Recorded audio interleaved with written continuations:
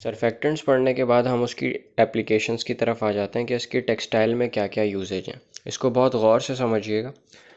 हमारे पास टेक्सटाइल के अंदर वेट प्रोसेसिंग की जितनी भी हमने चीज़ें पढ़ी हैं, फॉर एग्जांपल उसकी डाइंग हो गई, प्रिंटिंग हो गई, कहीं पर भी अगर हम चाह रहे हैं कि सिंगल बात के अंदर ही उसके अंदर केमिकल प्रॉपर्ली पेनिट्रेट हो जाए, तो सिर्फ सिंगल बात में केमिकल पेनिट्रेट होना बहुत मुश्किल काम है। क्यों? क्योंकि फैब्रिक की या किसी भी सबस्ट्रेट की अपनी भी एक सरफेस टेंशन होती है जो कि उस केमिकल को पेनिट्रेट होने से रोक रही होती है। तो सिंगल बात के अंदर ही, वन डिप में ही वो सारा केमिकल उसमें पेनिट्रेट हो जाए, उसके लिए ज़रूरी है कि उसकी सरफेस टेंशन रिड्यूस की जाए। तो वहाँ हम केमिकल्स यूज़ कर रहे होते हैं, वेटिंग एजेंट्स, जो कि एक तरह के सरफेक्टेंट है।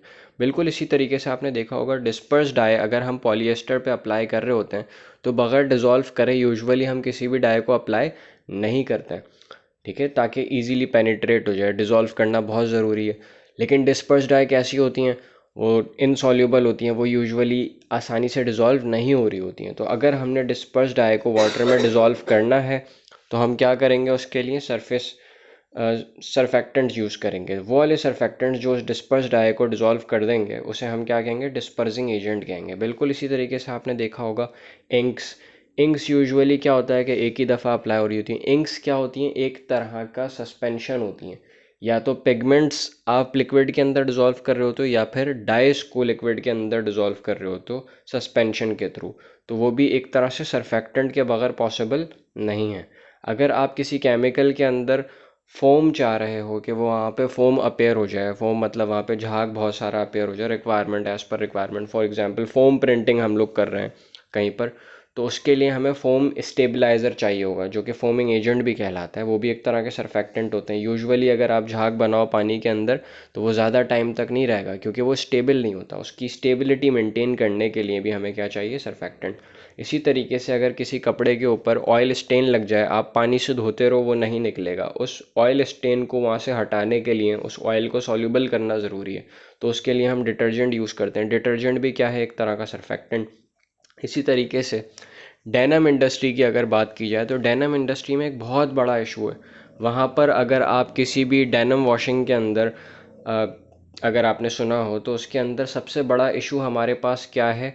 Back staining. आप डेनिम को जब वॉश कर रहे होते हो तो उस पे से जो इंडिगो डाई उतरती है वो दोबारा से फैब्रिक के बैक को स्टेन कर देती है। बैक स्टेनिंग को रिड्यूस करने के लिए भी हम सरफेक्टेंट यूज़ करते हैं क्योंकि इंडिगो डाई सॉल्यूबल तो नहीं है। अब वो सॉल्यूबल नहीं है, दोबारा से फैब्रिक के ऊपर चली गई तो निकलना उसका बहुत मुश्किल है। तो उसे सॉल्यूबल बना देंगे तो वो क्या हो जाएगी? वाटर के अंदर ही रहेगी, दोबारा से फैब्रिक के ऊपर नहीं जाएगी। तो जो इंडिगो डाई निकल रही है उसे सॉल्यूशन के अंदर रखने के लिए हम एंटी बैक स्टेनर डालते हैं जो कि एक तरह के डिटर्जेंट्स होते हैं। बिल्कुल इसी तरीके से हम आ जाते हैं स्टेबलाइजर स्टेबलाइजेशन ऑफ सस्पेंशन। बहुत सारे प्रोसेस में हमें सस्पेंशन की स्टेबलाइजेशन चाहिए। फॉर एग्जांपल पिगमेंट प्रिंटिंग के अंदर अगर हम पिगमेंट को पेस्ट के अंदर डिज़ोल्व करना चाह रहे हैं तो उसे सस्पेंशन में कन्वर्ट करना ज़रूरी है। Direct solid particles easily dissolve नहीं होंगे। तो आपने उस पिगमेंट को सबसे पहले सस्पेंशन में कन्वर्ट करना है। यूजुअली सस्पेंशन फ्लॉक्यूलेट हो जाते हैं, दोबारा से प्रेसिपिटेट आउट होके सेपरेट हो जाते हैं, लेकिन आपने उसे स्टेबलाइज करना है। वो डिपेंड कर रहा होता है कि आप किस तरह का सरफेक्टेंट उसके लिए यूज़ कर रहे हो। तो ये भी बड़ी इंपॉर्टेंट चीज़ है। बिल्कुल इसी तरीके से टेक्सटाइल फिनिशिंग की अगर हम बात करें, टेक्सटाइल फिनिशिंग में बहुत सारे सॉफ्टनर हैं, चाहे वो सिलिकॉन सॉफ्टनर हैं या फिर कैटायनिक एनायनिक सॉफ्टनर है। ये सारे के सारे एक तरह के सरफेक्टेंट्स होते हैं।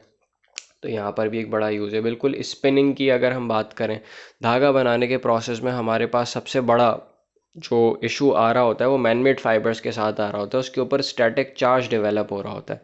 अब वो स्टैटिक चार्ज क्या करता है? बेसिकली फाइबर रिपल्जन क्रिएट करता है जिसकी वजह से धागा बार बार खुलने लगता है।